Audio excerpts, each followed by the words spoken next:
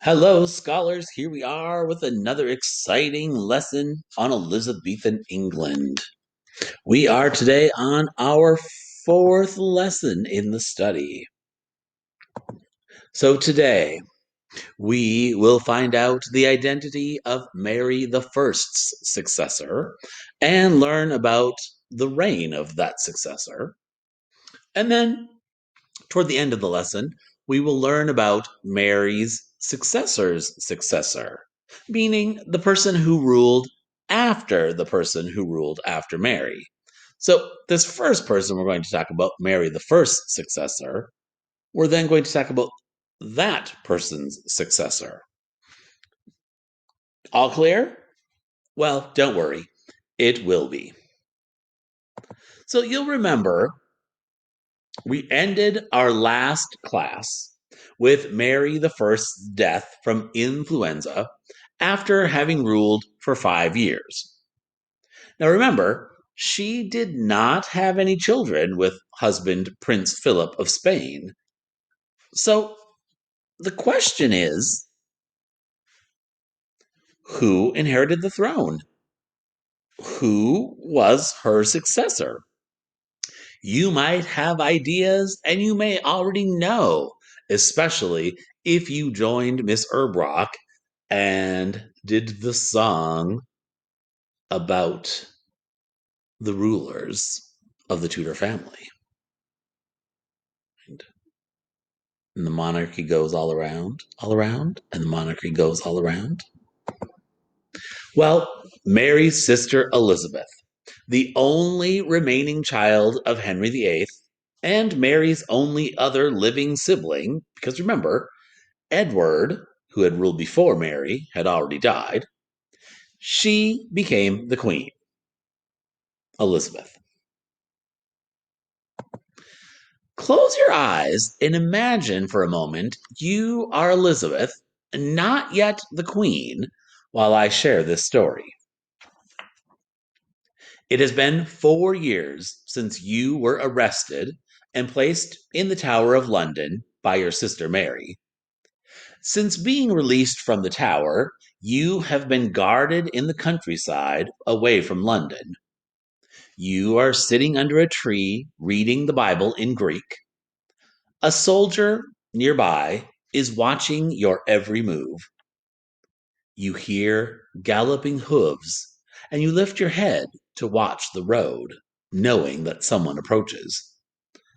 A messenger comes into sight, wearing the royal colors. You immediately worry and wonder if the messenger has come to tell the soldier who's guarding you that you have been sentenced to death because your sister Mary has always been watching, looking, searching for any hints that you are plotting against her. You stand up. You watch the man dismount from his horse. But instead of speaking to the soldier, the messenger walks over to you, falls to his knees in front of you, and says, Mary, Queen of England, is dead. You are now the Queen of England. God save the Queen. Go ahead, open your eyes. Wow. What a surprising change of events. Not at all what Elizabeth had been expecting. She is now the Queen of England.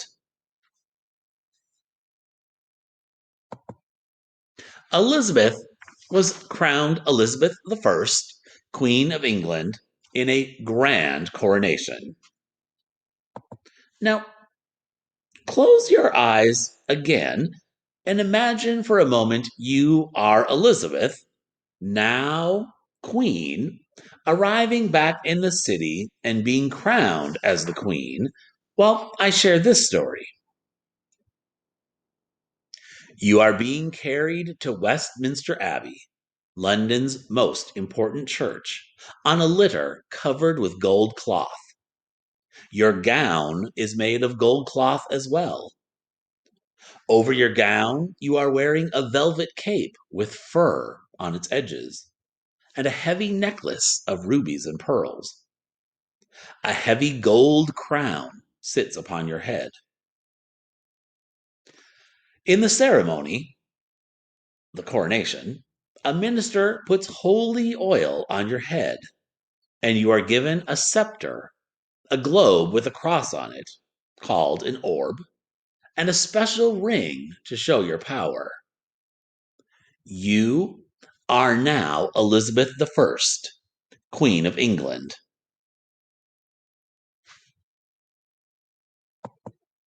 Go ahead and open your eyes. Now, scholars will talk a bit more about Elizabeth, but I want you to know that Elizabeth remained on the throne as queen for 45 years. And these years of her reign became known as the Elizabethan Age or the Golden Age. England became powerful, peaceful, and rich more so than ever before during Elizabeth's rule.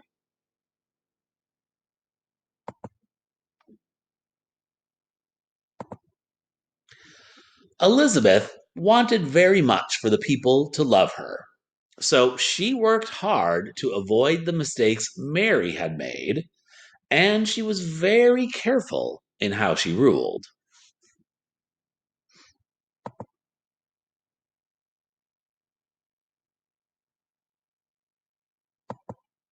Now, she did return England to Protestantism and banned Catholic church services, but she did not ask her subjects what they were doing or believed in private in their own homes.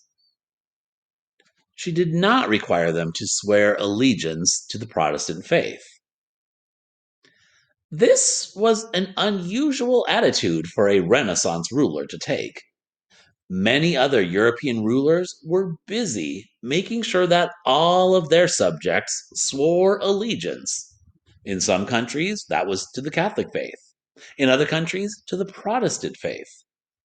But Elizabeth was actually more concerned or worried about something else, whether or not her subjects were loyal to her. This earned her a nickname, Good Queen Bess.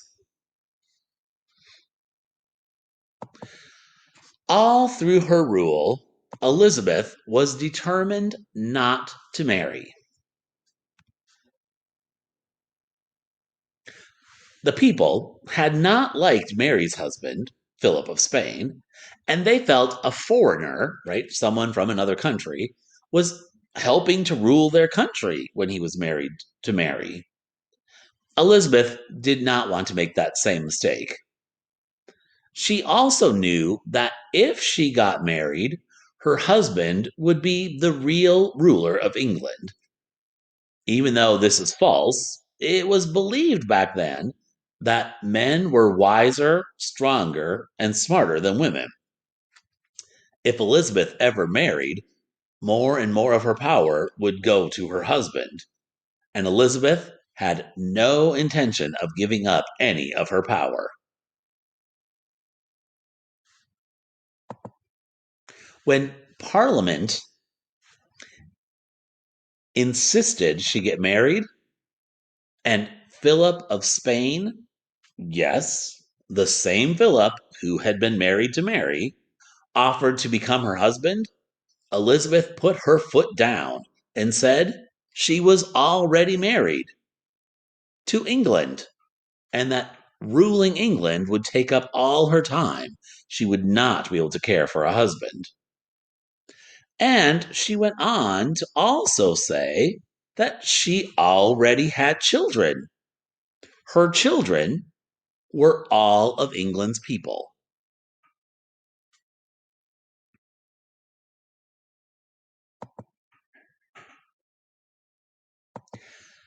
As you will see later in our study, the arts and theater became very popular during the Elizabethan age of her rule. Elizabeth I died on March 24th, 1603, at the age of 69. She ruled England for 45 years.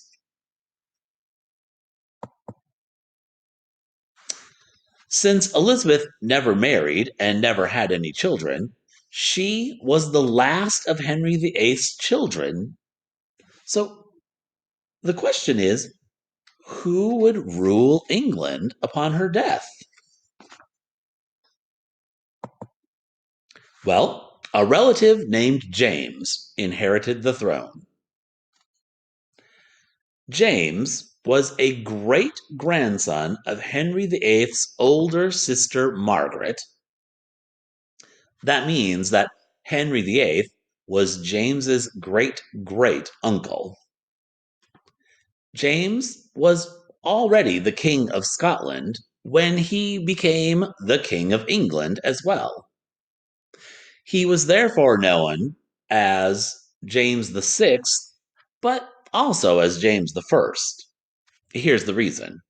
He was the sixth James to rule in Scotland, but he was the first James to rule in England, hence James the First and James the Sixth. When James took the throne, the line of rule went from the Tudor family to the Stuart family. Now you might be thinking, but wait, you said he was related to Henry VIII. It's true, but remember his great grandmother was named Margaret.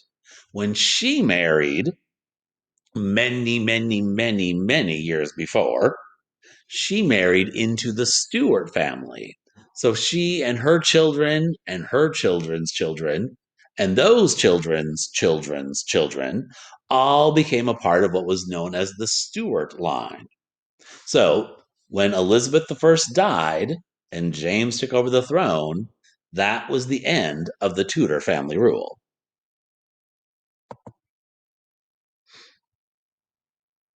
So, with that being the end of the Tudor family rule, it's important to know today that with that end, the Tudor family and that quest, right, starting with Henry VII to have Tudor sons, who would have Tudor sons, who would have Tudor sons, continuing the Tudor family rule forever, ended.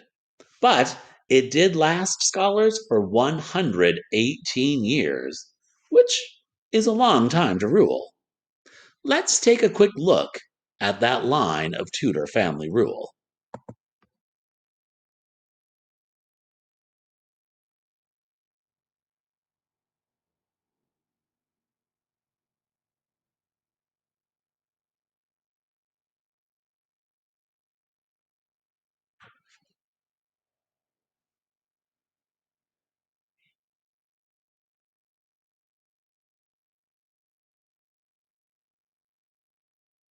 Wow, that is quite a long time for one family to rule over a country. Now, our objectives from today. So, we found out the identity of Mary the First successor and learned about her reign. So, that successor was Elizabeth the First, right? The last of the Tudor family members to rule. And we learned about Elizabeth's successor named James. And we found out, right, with James ruling, that was the start of the Stuart family rule, which meant Elizabeth was the end of the Tudor family rule. Right? The big thing I would say to remember today is that Elizabeth never married and never had children. That she felt England was her husband and the people of England were her children. Today's assignment is to open up that history Google form, answer the 5 questions about today's lesson, and remember to click submit at the bottom of the Google form. Good luck, scholars, and thanks for joining me as we wrapped up our lessons on the Tudor family rule of England.